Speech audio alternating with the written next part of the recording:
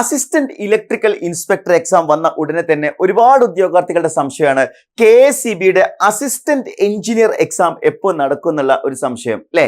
തീർച്ചയായിട്ടും എല്ലാവർക്കും ആഗ്രഹിക്കുന്ന ഒരു എക്സാമാണ് KSEBയുടെ അസിസ്റ്റന്റ് എഞ്ചിനീയർ. അസിസ്റ്റന്റ് ഇലക്ട്രിക്കൽ ഇൻസ്പെക്ടറും എല്ലാ ഇലക്ട്രിക്കൽ ആസ്പിരൻസും വളരെ പ്രതീക്ഷയോട് കൂടി കാണുന്ന ഒരു എക്സാം തന്നെയാണ്. അപ്പൊ നമ്മൾ ഇന്നത്തെ വീഡിയോയിൽ നോക്കാൻ പോകുന്നത് അസിസ്റ്റന്റ് എഞ്ചിനീയർ KSEB ഇതിനോടൊപ്പം തന്നെ ഇനി വിളിക്കാൻ സാധ്യതയുണ്ടോ, അല്ലെങ്കിൽ ഈ വർഷം തന്നെ വരാൻ സാധ്യതയുണ്ടോ എന്നുള്ളതാണ്.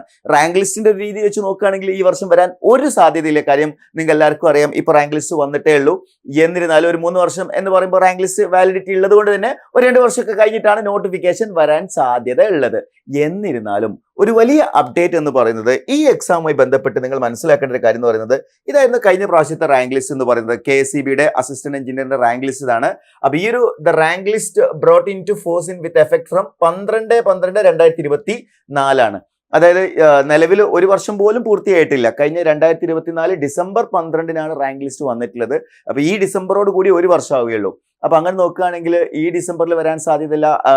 2026 ഡിസംബർ കഴിഞ്ഞ് 2027 ആയിരിക്കും വരും എന്നുള്ള രീതിയിലാണ് നമ്മൾ നോർമലി ഒരു റാങ്ക് ലിസ്റ്റിനെ നമ്മൾ കൺസിഡർ ചെയ്യുമ്പോൾ നമ്മൾ മനസ്സിലാക്കേണ്ട കാര്യം. പക്ഷേ എന്താണ് ഇവിടെ ഒരു ശ്രദ്ധിക്കേണ്ട ഒരു പ്രധാനപ്പെട്ട പോയിന്റ് എന്നുള്ളതാണ് നമ്മൾ ഇനി നോക്കാൻ പോകുന്നത്.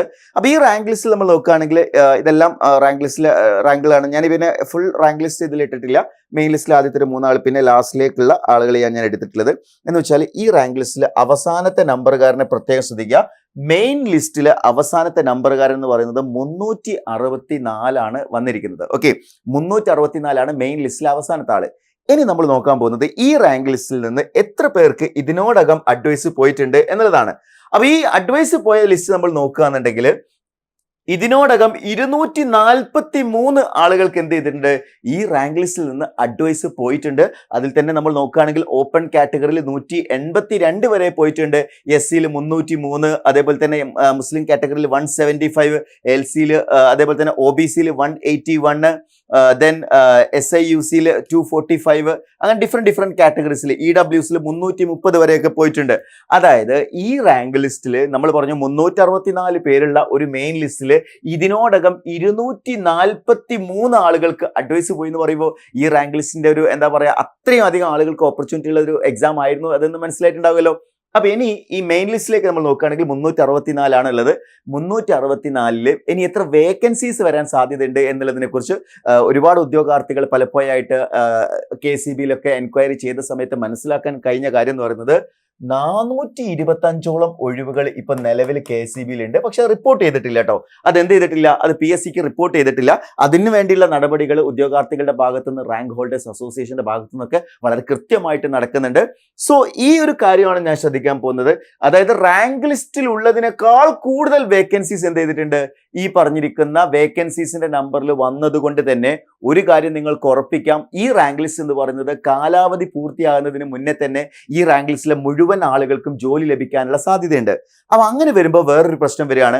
അതായത് മെയിൻ റാങ്ക് ലിസ്റ്റിലെ അവസാനത്തെ പേര് കാരണം റാങ്ക് ലിസ്റ്റിൽ നിന്ന് ജോലി ലഭിച്ചു കഴിഞ്ഞാൽ ഉറപ്പായിട്ടും ആ റാങ്ക് ലിസ്റ്റ് എക്സ്പയർഡ് ആവും. ഓക്കെ, 3 വർഷത്തെ വാലിഡിറ്റി ഉണ്ട് എന്നുള്ളത് കൊണ്ട് 3 വർഷം അത് നിലനിന്ന് പോവില്ല.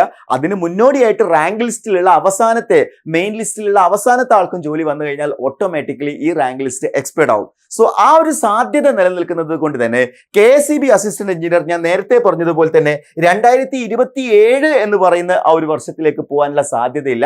ഒരു പക്ഷേ നിങ്ങൾക്ക് എല്ലാവർക്കും അറിയാം, അടുത്ത വർഷം ഇലക്ഷൻ ഒക്കെ നടക്കുകയാണ്. അടുത്ത വർഷം എന്താണ് നിയമസഭാ ഇലക്ഷൻ ഒക്കെ നടക്കുന്നത് കൊണ്ട് തന്നെ എല്ലാ ഗവൺമെന്റുകളും ചെയ്യുന്ന ഒരു രീതിയാണ് റാങ്ക് ലിസ്റ്റുകളിൽ പരമാവധി ആളുകളെ അക്കോമഡേറ്റ് ചെയ്യുന്ന ഒരു പ്രവണത പലപ്പോഴായിട്ട് കണ്ടിട്ടുണ്ട്. അങ്ങനെയാണെങ്കിൽ പക്ഷേ ഈ ഗവൺമെന്റും അതേ രീതി ഫോളോ ചെയ്യുകയാണെങ്കിൽ കൂടുതൽ ആളുകൾക്ക് പെട്ടെന്ന് തന്നെ പോസ്റ്റിംഗ് വരികയും ഈ റാങ്ക് ലിസ്റ്റ് എക്സ്പയർഡ് ആവുകയും ചെയ്തു കഴിഞ്ഞാൽ നിങ്ങൾ എല്ലാവരും ആഗ്രഹിച്ചിട്ടുള്ള KSEBയുടെ അസിസ്റ്റന്റ് എഞ്ചിനീയറിന്റെ ഒരു പുതിയ റാങ്ക് ലിസ്റ്റിന് വേണ്ടിയിട്ടുള്ള നോട്ടിഫിക്കേഷൻ വരാനുള്ള എല്ലാ സാധ്യതയും നിലനിൽക്കുന്നുണ്ട്. അപ്പൊ ഇതൊരു ബിഗ് ഓപ്പർച്യൂണിറ്റിയാണ്. ഇലക്ട്രിക്കൽ എഞ്ചിനീയറിംഗ് കഴിഞ്ഞിട്ടുള്ള മുഴുവൻ ഉദ്യോഗാർത്ഥികൾക്കും ഇതൊരു വലിയ അവസരമാണ്. ഇത് കൃത്യമായിട്ട് മനസ്സിലാക്കണം. അതായത് അസിസ്റ്റന്റ് ഇലക്ട്രിക്കൽ ഇൻസ്പെക്ടർ എക്സാം അതൊരു സിംഗിൾ എക്സാം ആണ്, അത് മാത്രമേ ഉണ്ടാവൂ എന്ന് നിങ്ങൾ കരുതരുത്. അതിന് പിന്നാലെ KSEBയുടെ അസിസ്റ്റന്റ് എഞ്ചിനീയറും അതിന് പിന്നാലെ KSEBയുടെ സബ് എഞ്ചിനീയർ എക്സാമും നിങ്ങൾക്ക് മുന്നിലേക്ക് വരാൻ പോകുന്നു എന്നുള്ള കാര്യമാണ് നിങ്ങൾ ഈ ഒരു ടൈമിൽ ഓർത്തിരിക്കേണ്ടത്. സോ നമ്മൾ എൻട്രി എന്ത് ചെയ്യാൻ പോവാണ്, ഇപ്പൊ അസിസ്റ്റന്റ് ഇലക്ട്രിക്കൽ ഇൻസ്പെക്ടർ എക്സാമിന്റെ കോഴ്സ് നമ്മൾ സ്റ്റാർട്ട് ചെയ്തിട്ടുണ്ട്. പുതിയ ബാച്ച് നമ്മൾ സ്റ്റാർട്ട് ചെയ്തിട്ടുണ്ട്. അപ്പൊ ഈ ഒരു ബാച്ചിൽ ജോയിൻ ചെയ്യുന്ന ഉദ്യോഗാർത്ഥികൾക്ക് KSEBയുടെ എല്ലാ എക്സാംസുകളും കിട്ടുന്ന രീതിയിൽ, അതായത് KSEBയുടെ അസിസ്റ്റന്റ് എഞ്ചിനീയർ, KSEBയുടെ സബ് എഞ്ചിനീയർ എക്സാമും കൂടി നമ്മൾ എന്ത് ചെയ്യാണ്, അൺലോക്ക് ചെയ്ത് തരികയാണ്. അതായത് നിങ്ങൾ അസിസ്റ്റന്റ് ഇലക്ട്രിക്കൽ ഇൻസ്പെക്ടർ എടുത്തു കഴിഞ്ഞാൽ സ്വാഭാവികമായിട്ടും KSEBയുടെ എയും KSEBയുടെ എ എന്ന് പറഞ്ഞ ഇൻസ്പെക്ടറിന്റെ അതേ സിലബസ് തന്നെയാണ്, വ്യത്യാസമൊന്നുമില്ല. അതേപോലെ തന്നെ KSEBയുടെ സബ് എഞ്ചിനീയർ, അത് ഡിഫറെന്റ് ആയിട്ടുള്ള ഒരു സിലബസ് ആണ്. അതുകൂടി നമ്മൾ എന്ത് ചെയ്യാണ്, നിങ്ങൾക്ക് ഈ കോഴ്സിന്റെ ഭാഗമായിട്ട് തരികയാണ്. അൾട്ടിമേറ്റ്ലി നമ്മുടെ എയിം എന്ന് പറയുന്നത് നിങ്ങളിലേക്ക് ഒരു ജോലി എത്തിക്കുക എന്നുള്ളത് തന്നെയാണ്. അപ്പൊ കഴിഞ്ഞ പ്രാവശ്യത്തെ മിസ്റ്റേക്കുകളൊക്കെ റെക്ടിഫൈ ചെയ്തുകൊണ്ട് ഏറ്റവും എഫക്റ്റീവായിട്ട് ഏറ്റവും മികച്ച സ്ഥലത്ത് നിന്ന് നിങ്ങൾ പഠിക്കാൻ ശ്രമിക്കുക. സോ എൻട്രിയോടൊപ്പം പഠിക്കാൻ ആഗ്രഹിക്കുന്നുണ്ടെങ്കിൽ താഴെ കൊടുത്തിരിക്കുന്ന ഗൂഗിൾ ഫോം ഫില്ല് ചെയ്യുക. അതേപോലെ സ്ക്രോൾ ചെയ്തുകൊണ്ടിരിക്കുന്ന നമ്പറിൽ കോൺടാക്ട് ചെയ്താൽ നിങ്ങൾക്ക് കൂടുതൽ ഇൻഫർമേഷൻസ് ലഭിക്കുന്നതായിരിക്കും. മറ്റൊരു വീഡിയോയിൽ വീണ്ടും കാണാം. That's all for today. Thank you.